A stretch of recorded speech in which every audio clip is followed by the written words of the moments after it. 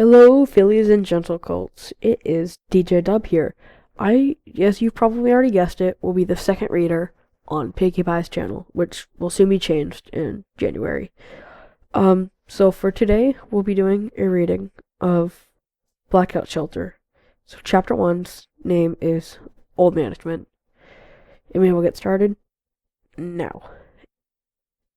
It wasn't long before Ponyville Castle had been outfitted to suit Princess Twilight Sparkle's royal needs, and now that all the work had been finished, Applejack was back in the orchards, Pinkie Pie was resuming her apprenticeship with the cakes, Rarity was pursuing her artistic endeavors, Fluttershy was back among her animal companions, and Rainbow Dash was taking back the reins of the weather crew. The castle library was now open to the public, as Twilight was showing some out-towners one bright blue morning. "How fancy it is," remarked Miss Peachbottom. "A real superb job, Your Highness." "Glad you like it," replied Twilight. "We did our best to set everything up the way Golden Oaks used to be." She looked away from the group for a moment. The destruction of her old Ponyville home still caused her some headache, said Amber Elidis, whoever that was. They looked expectantly at Twilight. That's when Twilight realized that she had no idea who used to run the library before she'd come to town. "We were only supposed to stay at Golden Oaks for one night during the Summer Sun celebration." Spike was rather astounded when Twilight brought this up later. "Why didn't either of us think of this before?" "I guess it just never occurred to us," said Twilight. "Could you keep an eye on things here? I'm gonna go ask Pinkie Pie." "Good thinking," smiled Spike. "She knows practically everybody who's ever lived here." When Twilight got to Sugar Cube Corner, however, Miss Cake told her that Pinkie Pie wasn't there. It was something of a worry to her, as she was meant to watch over the twins soon, so Twilight decided to go ask someone else. She found herself in the Carousel Boutique, talking to Rarity, who was applying emeralds to a freshly made garment. Well, the Ponyville Knitters Club used to meet at the library whenever the community said it was full," said Rarity in response to Twilight's question. "But that was years ago. The librarian at the time might have been replaced since then." "I see," said Twilight, who eyed the crafty of the leftover green jewels. "You're welcome then, Rarity. I wager Spiky Wikey's getting hungry. Perhaps you ought to ask Applejack," she went on. "I dare say she once researched many different types of apples at one time or another." Applejack was apple-bucking her way through the Courtlands trees when Twilight arrived and inquired about her predecessor. "I did meet her once," said Applejack. "So the old librarian was a mare," thought Twilight. "My hat blew away once and it got stuck in the librarian's branches," Applejack went on. "The librarian helped me get it back. I just said thanks and then came back here. I never looked up apple names. We learned that all from Granny. Ain't that right, Big Mac?" "Yup." Big Mac responded from his end of the Courtland field. "I, was never much of a reader," Applejack admitted, "so I never made a point going there before you came around." Twilight nodded. "Maybe I'll ask Fluttershy. Maybe she went there once or twice to learn about animal care." The door to Fluttershy's cottage was opened a crack after Twilight knocked. "Please be quiet, Twilight," Fluttershy said softly. "Aloysius must be woken up." "Oh," Twilight grinned. "How is he coming along?" "He's nearly back in his normal sleep cycle," smiled Fluttershy, opening the door all the way and beckoning Twilight in. "I'd say another week or so should do it." Twilight saw that Fluttershy had a scroll and her phoenix feather quill on her table. "Writing a letter?" she asked. "I just finished," replied Fluttershy. "Just a moment, please. I'll send it off." Fluttershy rolled up the scroll and shoved it in her right nostril. Twilight gasped. "That's the letter for Discord, isn't it?" "How'd you guess?" asked Fluttershy. "I really couldn't tell you." Twilight shrugged. Twilight found out that Fluttershy had done most of the zoology research before she had moved to Ponyville. When she had taken leave, she spotted Rainbow Dash, Bloomsforth, and Thunderlane dealing with some Stratoclommy.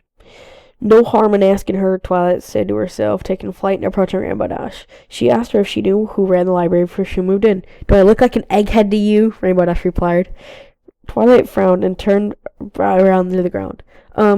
Wait, Rainbow Dash faltered. "Why don't you ask Cheerly? She must have rented books out before. She'll be teaching a class right now." Twilight turned back to Rainbow Dash. "I don't want to interrupt her." "What about Pinkie Pie? She knows every Twilight interrupted. "I don't know where she is right now. She's heading back to Sugar Cube Corner right now." Rainbow Dash pointed downwards. The bakery sat right beneath them, and there was Pinkie Pie hopping through the front doors.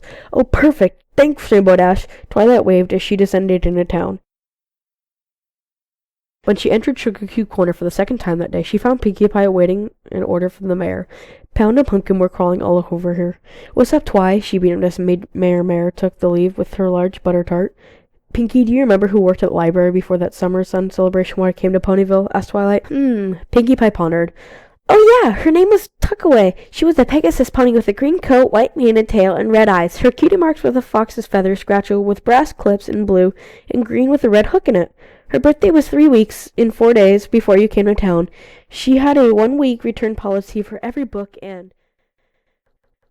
Once Pinkie Pie had divulged in all the information she could recall, Twilight returned to Ponyville Castle that evening. Find anything out? Asked Spike as soon as she saw her. A few things, said Twilight, sitting in the throne before telling Spike everything that Pinkie Pie had told her from the original librarian. Did she see where Tuckaway went after Night Moon was stopped? She doesn't know, replied Twilight, looking at the floor. What's with this mess? I looked through the stuff that didn't get destroyed by Tyrek, Spike explained, picking up a few papers. Thought there might be a record or something of who used to work at the library. Didn't find anything, though. Most of these are just doodles. He showed them crude drawings to Twilight, whose eyebrows dropped. Darn fool, she said. Spike picked up a blank paper and quill. How about we send these notes to Princess Celestia? That's a great idea. Twilight slammed her hoof on the throne. She's the only one who made the arrangements for us. She must know what happened to Tuckaway.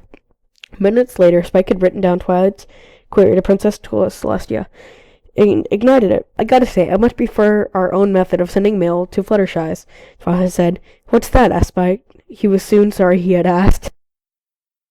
Spike didn't have to wait long for a much-needed distraction. Princess Celestia arrived, and Twilight hurried to look over it.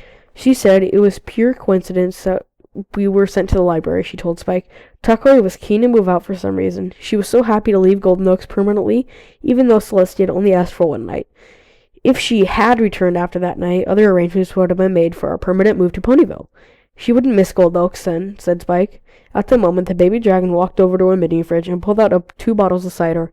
Twilight took one, and they both drank memory of their Ponyville home. That night, Twilight had a quite pleasant dream. She was floating in a light evening sky surrounded by breezes. They glided by her, carrying sacks of pollen, making no noise at all. I suppose the royal Canterlot voice would not go over well of these creatures, came a voice. Twilight looked to her right. Princess Luna was floating amongst hundreds of fairy creatures short distance away from her. Eventually the breezes between the 2 alicorns passed, and they were parted face to face. Night, Princess Luna? Twilight smiled weakly. Luna chuckled. Good night, Princess Twilight. What brings you here? I understand it was you who prompted my sister to inquire about Tuckaway, the old Ponyville librarian, Luna said. Has she? Asked Twilight. Yes, and there are no answers have come, said Luna. No pony seems to know where Tuckaway went after I returned to Equestria, and now Celestia is concerned as to why she is so keen on vacating the library. Could some pony have been after her for some reason, Twilight wondered? Possibly, and we in the capital would certainly like to find out what might become of a subject who has disappeared, said Luna with determination. Therefore, I would like you to join a search party I am organizing. Of course, Your Highness, Twilight bowed in midair. You shall resume your regular duties, but whenever you can spare a few hours, please carry from where you left off in your investigation, Luna instructed. We will both keep in touch. Okay. That would be the Chapter 1, Old Management. The author's note said, inspired by a dream I had the previous Easter weekend. So, like I said, you may have read this before. So, I would like to say goodbye to you guys, and thank you for letting me read you. Bye.